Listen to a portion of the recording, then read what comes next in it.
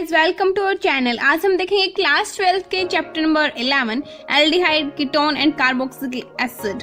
इसके सारे रिव्यू देखें, कंप्लीट समरी देखेंगे इसकी, एज वेल एज इसके सारे important questions, previous year questions, MCQs, long answer type question, सब कुछ देखेंगे। उससे पहले देख लेते हैं इस चैप्टर की डिटेल्स क्या है, ये कितने मार्क्स का आता है। चैप्टर नंबर 11, ये इसमें से 3 क्वेश्चंस बनते हैं और टोटल मार्क्स 7। वैसे बहुत बड़ी यूनिट है तो इसमें थोड़ा ज़्यादा टाइम लगने वाला है, वीडियो थोड़ी बड़ी हो सकती है, सो आप वीडियो को स्किप करके देख सकते हैं, आपको जहाँ से देखना है वहाँ से। सो विदाउट वेस्टिंग टाइम सबसे पहले इसमें समरी देखते हैं। ये वीडियो मैं नैतिक यादव के कमेंट के कारण बना रही हूँ और प्लीज़ वीडियो के लिए आप मुझे कुछ दिन पहले ही बता दें, ताकि अगर मैं कुछ दिन लेट भी हो जाऊँ तो फिर आपको टाइम पर मिल सके। कम से कम 3-4 दिन पहले मुझे कमेंट करके बता दें अगर आपको कौन सा वीडियो चाहिए है। आपको कुछ भी इसमें से रीड करना है तो आप वीडियो को पॉज करके रीड कर सकते हैं।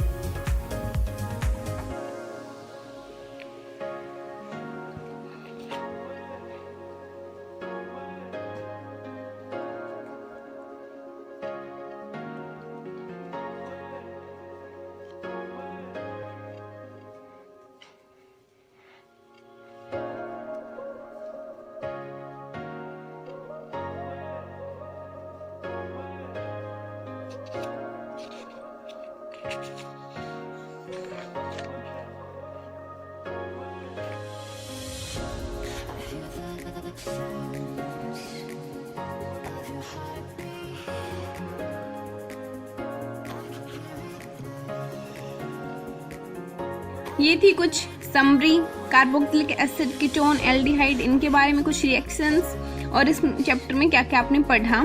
कुछ नेम्ड रिएक्शंस थी, कुछ नेमिंग थी, ये सब कुछ हमने देखा। अब हम देखते हैं इसके क्वेश्चंस। सबसे पहले कुछ इंपॉर्टेंट क्वेश्चंस देखते हैं इसके nomenclature and structure of aldehyde and ketone.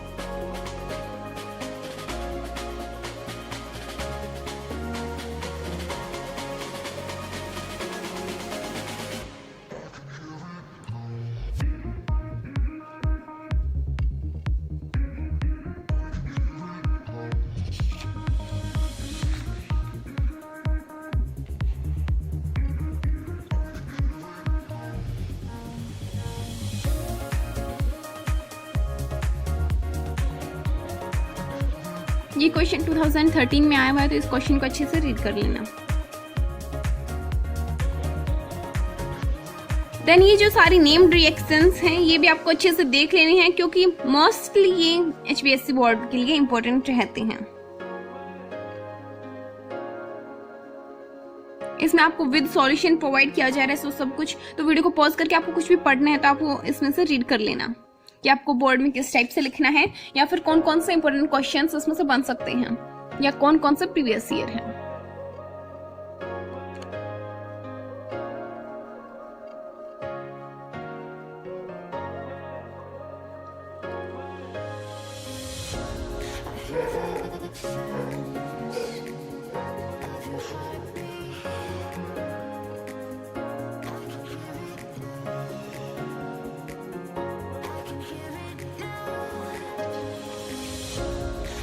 ये जो भी नेम्ड रिएक्शंस होते हैं आपको सारी देख लेनी है कि कौन सी रिएक्शन में क्या प्रोड्यूस होगा और कौन सी रिएक्शन कैसे होगी, किस टेम्परेचर पे होगी, क्या क्या कंडीशंस रहेंगी।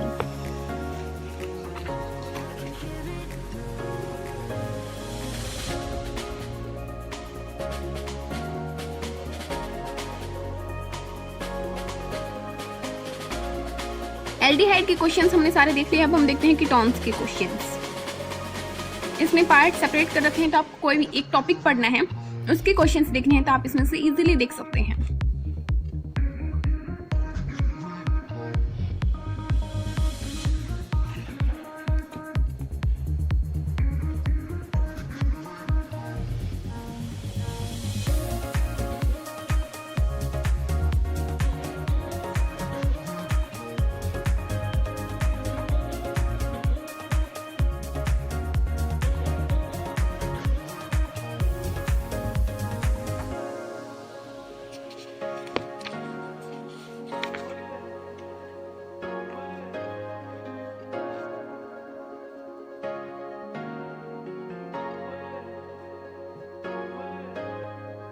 इनकी न्यूक्लियोफिलिक रिएक्शंस के ऊपर जो क्वेश्चन बनते हैं वो भी बोर्ड में बहुत ज़्यादा आते हैं। फॉर एग्जांपल मैं अगर आपको दिखाना चाहूँ तो क्वेश्चन नंबर 12 भी देखो 3 टाइम्स आया हुआ है, और क्वेश्चन नंबर 13 आया हुआ है, और 14 भी एनसीईआरटी का क्वेश्चन भी है और आया भी हुआ है, और 15 भी 4 बार आया हुआ है।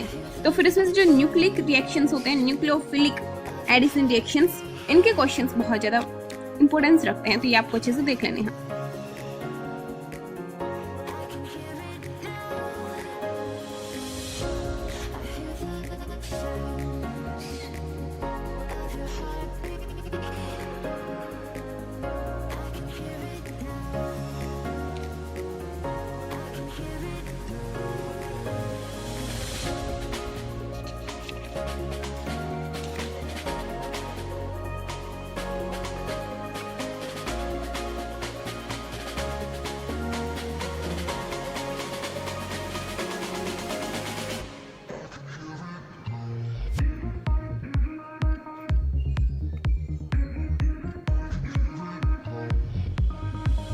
अभी हम इनकी न्यूक्लियोफिलिक एडिशन रिएक्शंस ही पढ़ रहे हैं, तो आप इनको अच्छे से देख लें क्योंकि न्यूक्लियोफिलिक एडिशन रिएक्शन से क्वेश्चंस बनते हैं।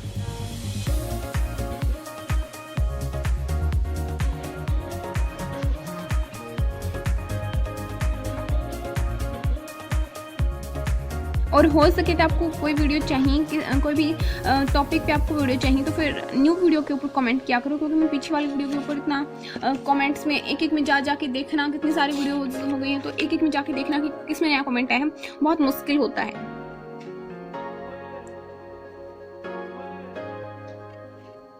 ये क्वेश्चंस भी बहुत बार पूछे जाते हैं इस टाइप के वाहे वाले, जिनमें वाहे का आंसर देना होता है। हमें इस टाइप के बहुत क्वेश्चन पूछे जा सकते हैं, जैसे कि इसमें एग्जांपल है वाहे aldehydes are more reactive than ketones, aldehyde ज्यादा रिएक्टिव क्यों होते हैं।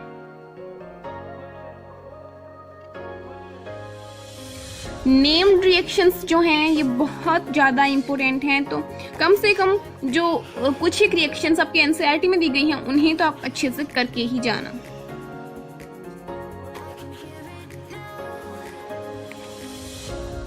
कई सोच रहे होंगे अभी कॉपी पेन निकालता हूँ और चिट बना लेता हूँ, नहीं, लेकिन जरूरी नहीं कि यही आए, फिर आप फंस भी सकते हैं, but most of the time आपको नेम रिएक्शंस में से ही क्वेश्चंस मिलते हैं।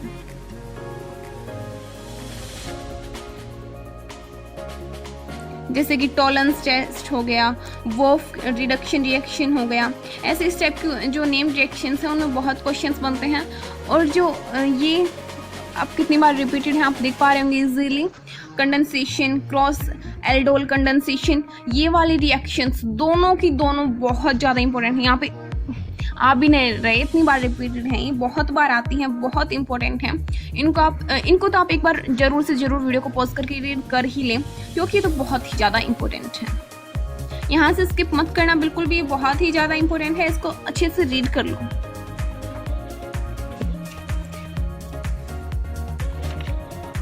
और इससे पीछे के जितने भी चैप्टर हैं वो सारे लक्ष्मी की बुक से आपको इसमें मेरे चैनल के ऊपर प्रोवाइड किए गए हैं, तो आपको कोई और चैप्टर भी चाहिए तो आप वो जाके देख सकते हैं। फिजिक्स केमिस्ट्री के सारे चैप्टर्स इसमें प्रोवाइड किए गए हैं आपको,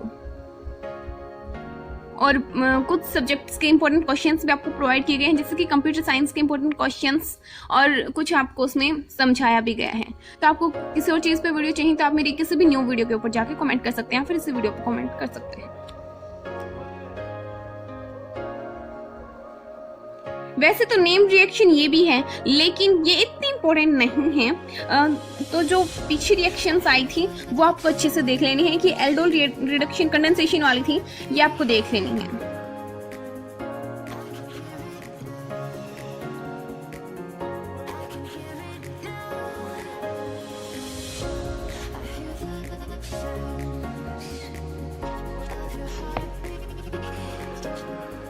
ये इनके कुछ फॉर्मूलेज आईपीएस नेम भी देख लेना।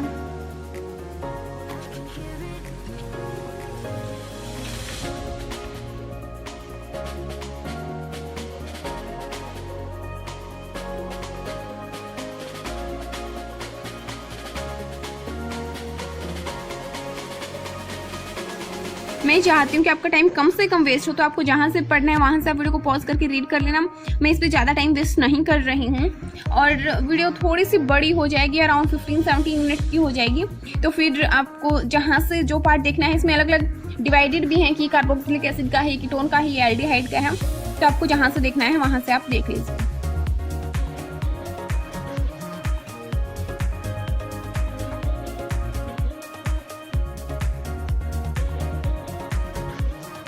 एस्टेरिफिकेशन रिएक्शन, डीकार्बोक्सिलेशन रिएक्शंस, ये वाली जो रिएक्शन है, जो कार्बोक्सिलिक एसिड की रिएक्शन थी, ये वाली तीनों की तीनों बहुत इंपॉर्टेंट है। वैसे तो चारों ही बहुत इंपॉर्टेंट है।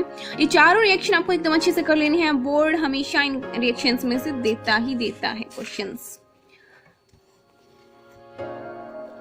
ये आप वीडियो को पॉज करके अभी रीड कर लीजिए। Decarboxylation reaction and esterification reaction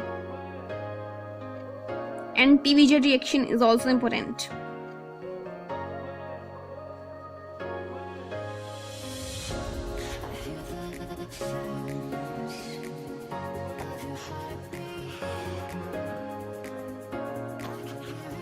aldehyde ketone के अंदर डिफरेंसेस क्या क्या हैं, ये भी आप रीड कर लेना। कई बार टीचर्स डिफरेंसेस पे ही ज्यादा क्वेश्चंस दे देते हैं, तो डिफरेंसेस वाले क्वेश्चंस भी एक बार देख लेना।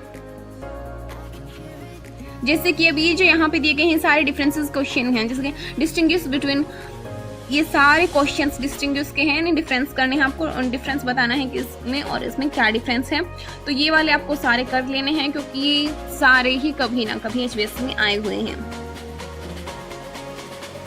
तो अब हमें इनमें यूँ बताना है कि ये वाला टोलन वाला टेस्ट देता है, ये आयोडोफॉर्म वाला टेस्ट देता है, ये नहीं देता है।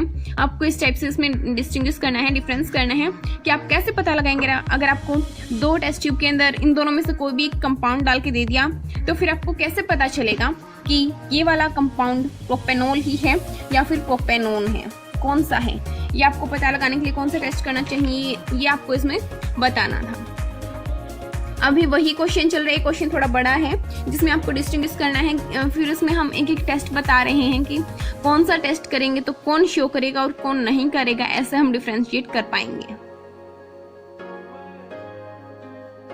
तो ये आप यहाँ पे वीडियो को पॉज करके रीड कर सकते हैं कि कौन से कंपाउंड के लिए कौन सा टेस्ट किया जाता है।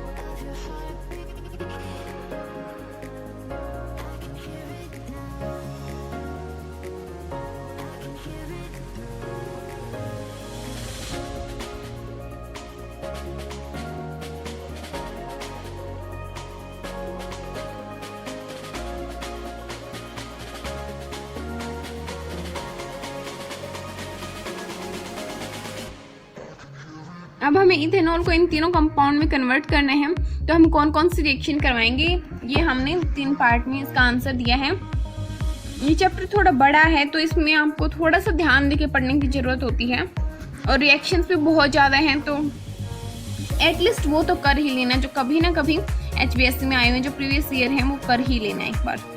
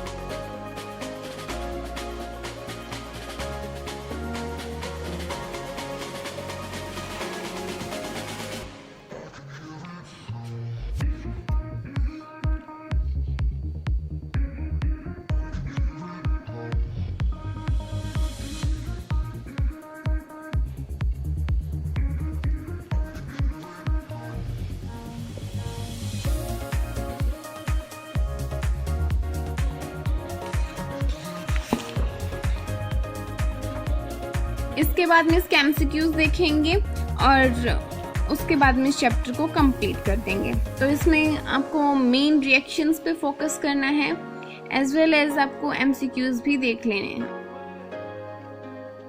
तो अब यूं मत सोचना कि चैप्टर कंप्लीट हो गया, कार्बोक्सिलिक एसिड आ गया, बस अब तो चैप्टर खत्म हो गया। अभी एमसीक्यूज भी बचे हैं, एमसीक्यूज भी देख लेना। थोड़ी देर के लिए वेट करो, फिर एमसीक्यूज आते ही हैं।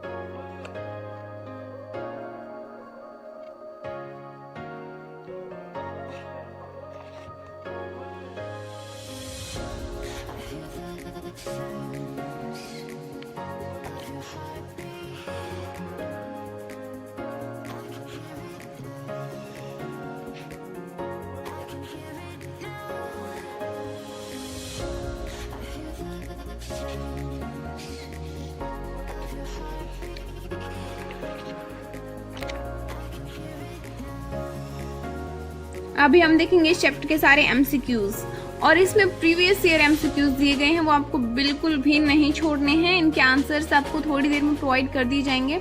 अभी आप इनके सॉल्यूशन अगर खुद से निकालना चाहें तो वीडियो को पॉज करके निकाल सकते हैं।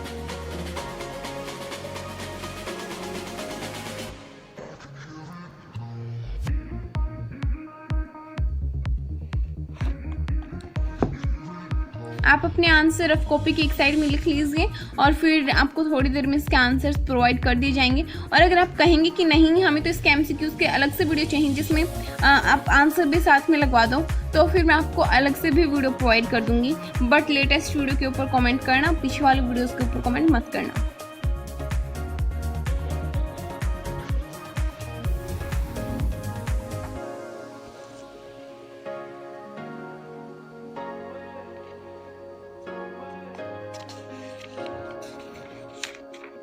इसमें हम 43 एमसीक्यूज देखेंगे और उसके बाद में वन वर्ड क्वेश्चंस भी देखेंगे।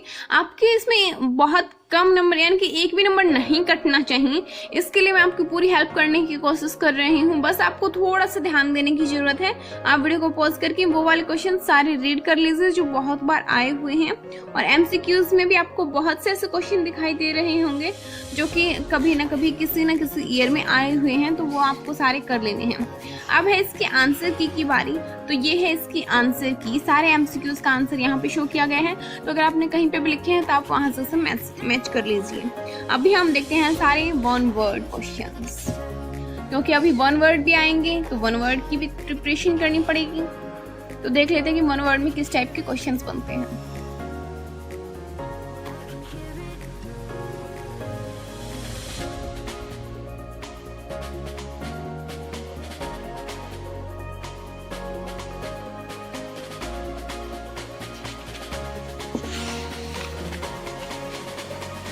वन वर्ड के बाद में हम देखेंगे फिल इन द ब्लैंक्स, ताकि आपका एक भी नंबर कटने की गुंजाइश ना रहे इस चैप्टर से और आपके अच्छे मार्क्स आ सकें। तो उसमें मैं आपकी पूरी हेल्प करने की कोशिश करूंगी। दैट्स वाई इसके बाद में हम फिल इन द ब्लैंक्स देखेंगे, फिर इस चैप्टर को ख़त्म कर देंगे, क्योंकि एक चैप्टर से आता ही क्या है, long answer type question, short answer type question, MCQs, fill in the blanks, one word question, वो हम सारे देख लेंगे तो ये चैप्टर ख़त्म।